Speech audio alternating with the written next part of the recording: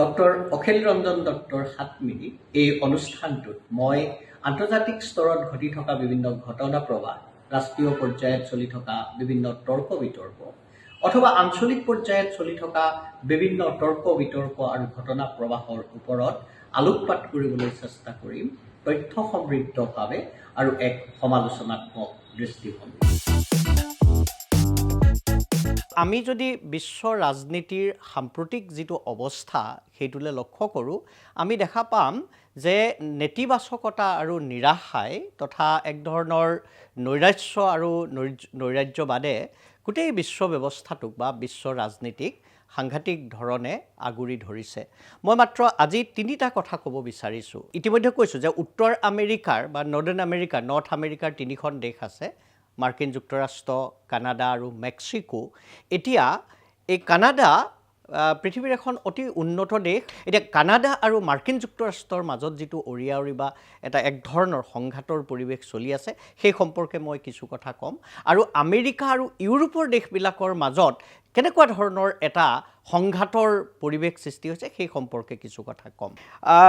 World economic forum, যিটো WEF বুলি কোৱা হয়, ৱৰ্ল্ড ইকনমিক ফৰাম, য'ত পৃথিৱীৰ বিভিন্ন দেশৰ লোক লগ লাগে বা ৰাষ্ট্ৰ নেতাসকল, চৰকাৰৰ নেতাসকল লগ লাগে ডাভোছত, ছুইজাৰলেণ্ডৰ ডাভোছত এই ৱৰ্ল্ড ইকনমিক ফৰাম WEFৰ যিটো তেওঁলোকৰ বাৰ্ষিক সন্মিলন হৈছিল।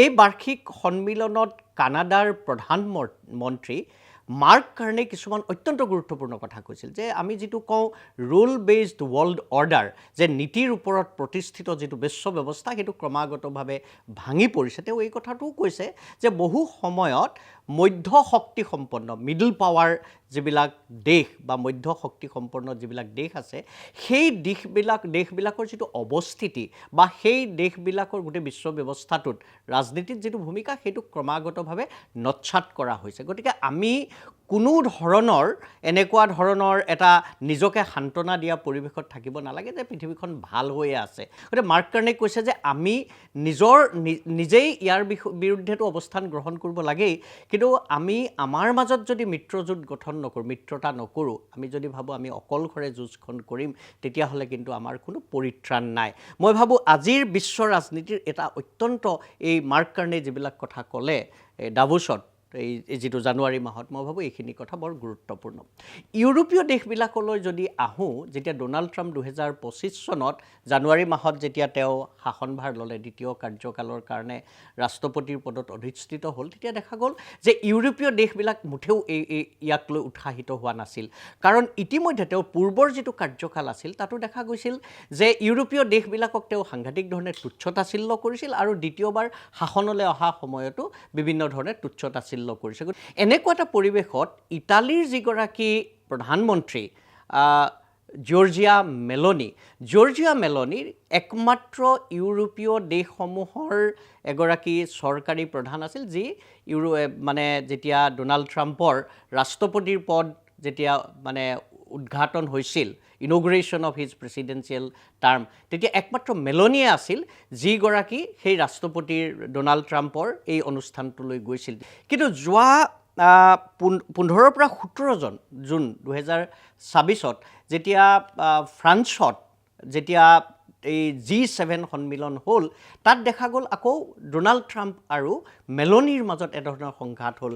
মেলনিয়ে সাংঘাতিক ধৰণে আন্তৰিকতাৰে বা ঘনিষ্ঠভাৱে ডোনাল্ড ট্ৰাম্পৰ লগত কথা পাতিছিল, কিন্তু পৰৱৰ্তী সময়ত তাৰ ঠিক পাছতেই ডোনাল্ড ট্ৰাম্পে এনেকুৱা এটা কথা কৈ দিলে যে মেলনিয়ে যেন তেওঁৰ ওচৰত অনুনয় বিনয়হে কৰিছিল একপি ফটি উঠিবৰ কাৰণে, এনেকুৱা ধৰণৰ এটা কথা ক'লে। লগে লগে আকৌ এক ধৰণৰ তেওঁলোকৰ মাজত এটা সংঘাত বা তেওঁলোকৰ মাজত কথাকটি আৰম্ভ হ'ল।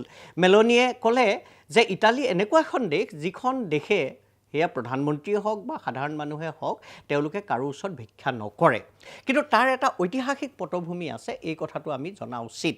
এতিয়া ডোনাল্ড ট্ৰাম্পৰ নেতৃত্বত আমেৰিকাই ইৰাণৰ বিৰুদ্ধে যুঁজ কৰিছে, ইজৰাইলৰ লগত তেওঁলোকৰ মিত্ৰতা আছে, আৰু লেবানন বা পেলেষ্টাইনৰ বিৰুদ্ধে আমেৰিকাই সাংঘাতিক ধৰণে যুদ্ধংদেহীভাৱে আক্ৰমণ সনাৰ এটা পৰিকল্পনা বা সেই কামটো কৰি আছে।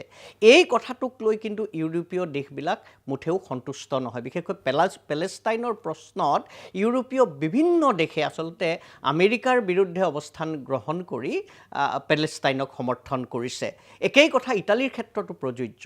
এতিয়া যে ইৰাণৰ বিৰুদ্ধে যুদ্ধখন চলি আছে, এই যুদ্ধখন চলি থকাৰ সময়ত আমেৰিকা যুক্তৰাষ্ট্ৰক আচলতে ইউৰোপীয় যিবিলাক দেশ আছে, দেশবিলাকক তেওঁলোকে আহ্বান জনাইছিল, ডোনাল্ড ট্ৰাম্পে আহ্বান জনাইছিল যে তেওঁলোকৰ ভূমি ব্যৱহাৰ কৰিবলৈ দিব লাগে। ইটালীয়ে কিন্তু এই কথাটো মানি নল'লে, আৰু ইটালীয়ে এই কথাটো মানি নোলোৱাৰ কাৰণে ইটালীৰ ওপৰত, বিশেষকৈ জৰ্জিয়া মেলনিৰ ওপৰত ৰাষ্ট্ৰপতি ডোনাল্ড ট্ৰাম্প সাংঘাতিক ধৰণে বিতুষ্ট হ'ল। এতিয়া তাৰ পৰিণতি কি হ'ল যে আমি জানো যে দ্বিতীয় বিশ্বযুদ্ধ বা প্ৰথম বিশ্বযুদ্ধ, বিশেষকৈ দ্বিতীয় বিশ্বযুদ্ধত মুছলিনীৰ নেতৃত্বত এইফালে হিটলাৰ আছিল জাৰ্মানীত, সেইফালে ইটালীত মুছলিনী আছিল।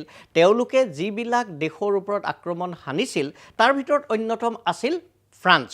এতিয়া ফ্ৰান্সৰ লগত সেইকাৰণে ইটালীৰ সম্পৰ্ক মুঠেও ভাল নাছিল। কিন্তু এই যে ডোনাল্ড ট্ৰাম্পৰ লগত এই যে মেলনিৰ বা ইটালীৰ এটা সংঘাত আৰম্ভ হ'ল, সেই সংঘাত আৰম্ভ হোৱাৰ লগে লগে এই যিবিলাক সমীকৰণ আছিল, দ্বিপাক্ষিক সম্পৰ্কৰ যিবিলাক সমীকৰণ আছিল, সেই সমীকৰণবিলাকৰো আমি এটা পৰিৱৰ্তন লক্ষ্য কৰিছোঁ। যোৱা 25 জুন তাৰিখে দেখা গ'ল যে ইটালীৰ প্ৰধানমন্ত্ৰী মেলনি আহিছে ফ্ৰান্সলৈ, আৰু ফ্ৰান্সৰ যিগৰাকী ৰাষ্ট্ৰপতি ইমানুৱেল মেক্ৰনৰ লগত তেওঁ বিভিন্ন ধৰণে কথা পাতিছে, বিভিন্ন ধৰণৰ চুক্তিৰ কথা কৈছে, আৰু এইবিলাকৰ জৰিয়তে তেওঁলোকে ইউক্ৰেইনৰ ক্ষেত্ৰত কি স্থিতি গ্ৰহণ কৰিব তাত দেখা গ'ল তেওঁলোকে ইউক্ৰেইনৰ পক্ষত অৱস্থান গ্ৰহণ কৰাৰ কথা কৈছে, আৰু পেলেষ্টাইনৰ প্ৰশ্নতে হওক বা ইৰাণৰ প্ৰশ্নতে হওক যে আমেৰিকাৰ নিৰ্দেশ মতে তেওঁলোক নচলিব। গতিকে সামগ্ৰিকভাৱে এই যিটো বাতাবৰণ, এই বাতাবৰণটোৱে আন্তৰ্জাতিক ৰাজনীতিৰ ক্ষেত্ৰত বহু ধৰণৰ নতুন সমীকৰণ সৃষ্টি কৰিছে।